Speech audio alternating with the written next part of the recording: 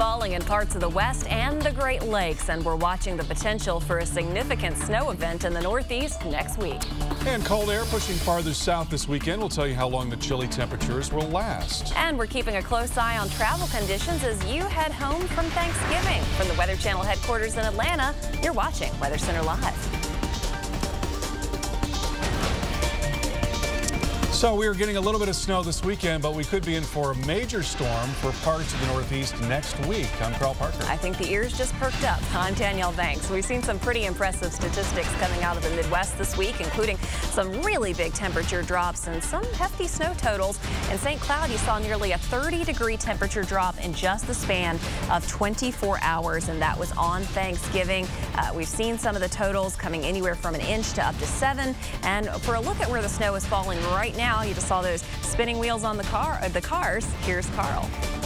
All right, so the colder air has now pressed down into much of the eastern half, even 2/3 of the country. The leading edge of that cool air is now offshore, as a matter of fact, out into the Atlantic Ocean and across Florida and down across the Gulf of Mexico. There's the boundary right there. And in the wake of that, there is now this area of cold air centered on the northern part of the lakes. And then you see the flow, northwesterly flow here. Very strong winds have been diving down across the Northeast. And with that colder air flowing over the warmer lake water, relatively speaking, we've been getting lake effect snow bands and lake effect snow showers. There's a look at the current winds. Winds now gusting to 36 in New York City. They actually gusted to 50 earlier today, and that's getting towards the range where you can start to see some branches coming down. Now that wind beginning to settle a little bit, as is often the case late in the day. Winds now gusting to about 30 miles per hour in Washington, D.C. and also in Boston. So obviously that's going to make it a little more difficult to travel. And then as we look at the snow, you can see we've got snow showers coming down, lake effect snow showers coming down in a couple of bands here in northwest Pennsylvania. This part of New York in particular, Chautauqua, Cattaraugus counties, that's where we've seen the most snow. It's been on the order of about 4 to 5 inches thus far, and we expect that it will continue. Snow showers also around Syracuse and down into Binghamton.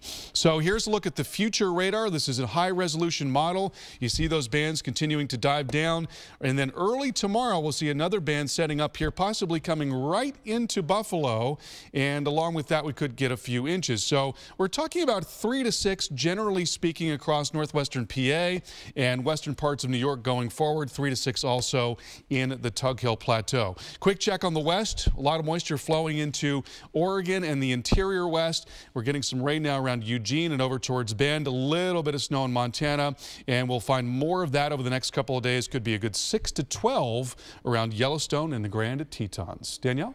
All right, I think a lot of people are just in that type of mood where they want to see some snowfall. Perhaps you are or aren't one of those folks into Chicago. The temperature reading itself is 32. That's where you're stopping, but the wind chill value for you right now is 25. We're actually going to start to pick up those temperatures a little bit more across the Windy City heading into tomorrow. Temperatures will also up just a skosh across the Northeast. Here's a look at some of our current readings, and again, we're certainly cooler than average, and we're going to up it again a few more degrees heading into your Sunday. Looking back again around spots like Chicago, 31, 32, those are the average readings that we're seeing. Just a touch cooler back into Minneapolis, but again, got to factor in the wind chill value. In terms of the highs compared to average, as we've been telling you about, a lot of massive temperature totals and tumbles out there coming from a 24-hour time span. And compared to average, as mentioned, we're looking anywhere between the 5 and 10 degree below average mark for a lot of major cities, including Boston, as well as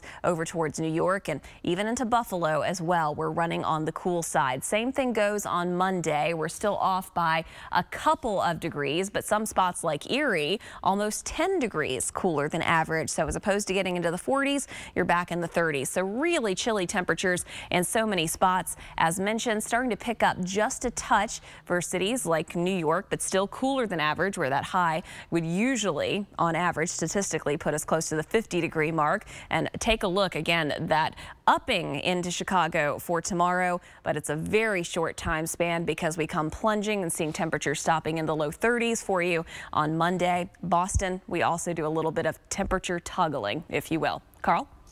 So things by air tomorrow, you should be in good shape. Generally quiet skies across much of the south and southeast. We are talking about some of your air travel impacts, which are going to continue for a lot of different spots. We are certainly going to be picking up in various locations in terms of the snowfall, as Carl just mentioned. We'll have that in your winter weather update coming up at about 50 past. We're also going to keep taking a look at what's happening in terms of the air impacts, especially as we get back into the swing of things during the work week. And we're going to find just a few moderate delays, again, because of the snowfall into spots like Buffalo.